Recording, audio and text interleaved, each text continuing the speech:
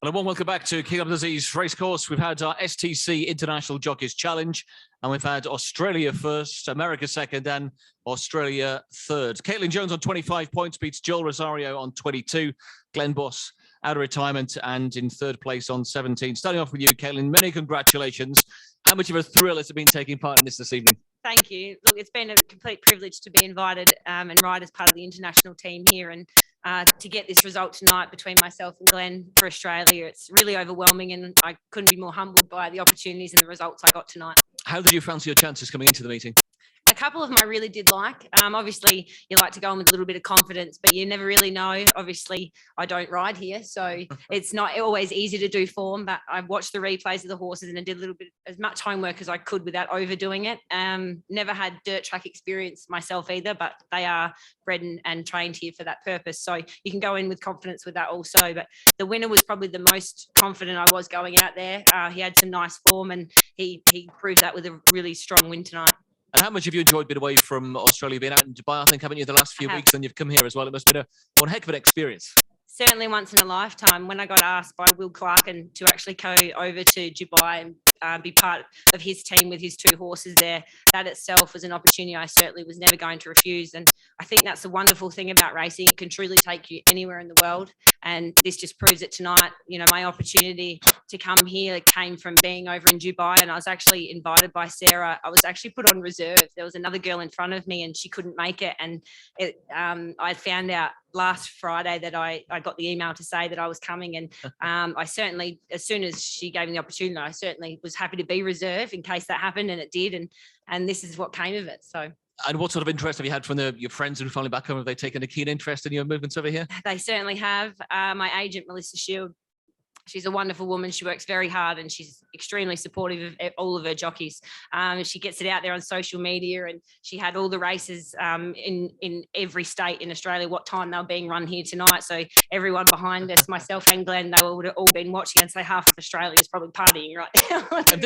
Did you approach it with excitement, or were you a little bit nervous, taking on the likes of Christophe Lemaire and Haley Turner? There were some big names out there tonight. There absolutely is. You know, it's funny, they asked me a similar question, obviously going to Dubai and riding, and I don't think you can be nervous surrounded by these types of riders, because these are the riders that make you a better rider and make you ride your best. So I think if you can't learn from that, then you've probably got the wrong mind frame. You know, I don't think you should be nervous. I think you should be encouraged. And quite a quick call-up then, if you were coming off the reserve list. What kind of research did you do? What kind of prep did you do to get familiar with the surroundings here?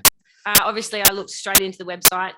Mainly, it was the focus on my horses and what I was riding, and going back and watching replays of a lot of racing here, because obviously the turf's quite new here, so I'm only used to turf racing, and it was watching dirt racing. Obviously, I've watched more now that I've been in Dubai, but again, hadn't ridden it, so I had to go in with a fresh mind and know that if I had confidence in my horses on their form and the way they race, then I could be competitive, and the results showed so. You've had over, I think, 300 career winners. Where would what you've achieved tonight, ranking all you've managed to achieve so far? It's pretty high up there, I'll be honest. It's pretty phenomenal to be sitting here right now with the results that I've got. So, every winner makes me smile, but this is on a world stage, being involved with some of the world's best riders. So I couldn't be more privileged and honoured to be sitting here and winning it tonight. Well, Joel Rosario down the far end there. Joel, welcome to Saudi Arabia. Congratulations on your two winners. Give us your reflections on the evening. Oh, thank you very much. Yeah, I'm sorry. Sorry, guys. Yeah, we have a good run, especially in the last one that we got with the winners. So that was very good experience for me to be the first time here with the Jockey Challenge, and I congratulate the winner in the second, and also everybody who wasn't competing with us. So very amazing, and feel blessed, and thanks to all the people who got me here. And Joel, you've enjoyed tremendous success. You've had Dubai World Cups, Kentucky Derbies, over 3,000 winners. What's the attraction of a Jockey's Challenge like this? Is it the sort of element of fun and a different sort of element to race riding? Yes, it is. I like it. Kind of like it. First time I be in Saudi with the Jockey Challenge. So it's a special moment, and it's fun to see we compete against each other like that. So it's very nice. And you've been involved with Nick's Go here as well. What have you made of the development of Saudi Arabia over the last 3 years? They made huge strides with the horse racing here. Yes, amazing what the people down here, with the racing, and I feel lucky just to be part of here for the race. Well done in second place then, on 17 points back in third, out of retirement and on the leaderboard with a podium finish as well. Glen Boss, many congratulations. Yeah, thank you very much. Yes, yeah, it was a wonderful experience, and obviously coming out of retirement and not being in a competitive field since November, it was really nice to get those juices flowing again. And yeah, I mean, congratulations to Koheylan. It was a great effort. Like to see her smile before the last race. I just said congratulations. And to see that smile and before that last race it's just that's what racing's all about. Just having fun and catching up with guys who we've never met before, and some friends that I haven't seen for years in the room. And yeah, listen, that's really what makes it for me. Catching up with guys and chewing the fat and seeing these moments and seeing a place like Saudi come so far in such a short time. And I think they've got visions of doing big things here, So I'll be one of those guys that sat there, and I said, I rode there and I watched this place grow. So I think everyone here should be congratulated. I know this is the third year for this, and there'll be teething problems, but I think overall, everyone has been very hospitable. People are bending over backwards to do things for you, which has made our job, our experience so much better. You were exuding enthusiasm yesterday here in the press conference. Did the event actually live up to what you hoped it would do? Oh, absolutely. Yeah, it actually did. Yeah. It was a lot of fun. Yeah, it was everything I thought it was going to be, So, and I'm so happy that Koheylan won it. I'm a massive supporter for girls at home, all the way. I think girls, in generally, with horse racing, are evolving at an amazing pace, and so Koheylan's one of those, So. I'm just going to sit back and retire and watch these girls just go crazy in the next 10 years. Well, I was going to say, you are definitely retired again this time. Yeah, this will do me. Yeah, this will do me.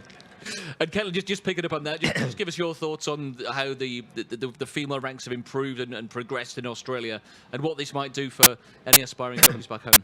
It's really, over the recent years, it's very strong now, female riders. I know, based in Adelaide, at home in Australia, it's actually female dominated now, and through the ranks is mainly females, and they're succeeding, they're striving.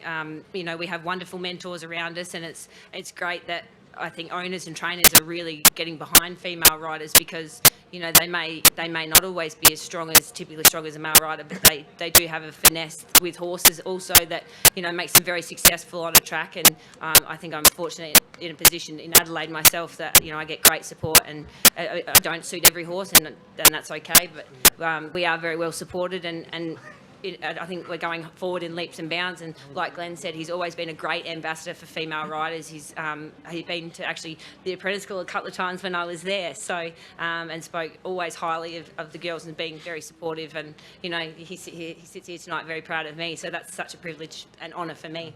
And your plan now, are you back to Dubai for the end of the carnival, or you're back home?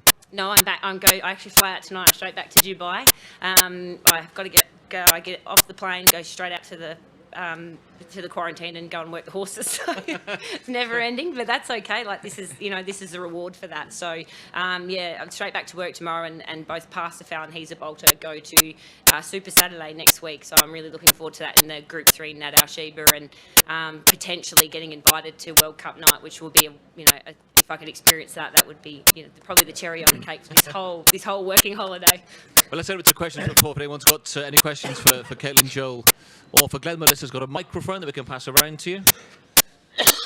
Anybody? Jake? Koheylan, congratulations. Where does this rank in your career achievements?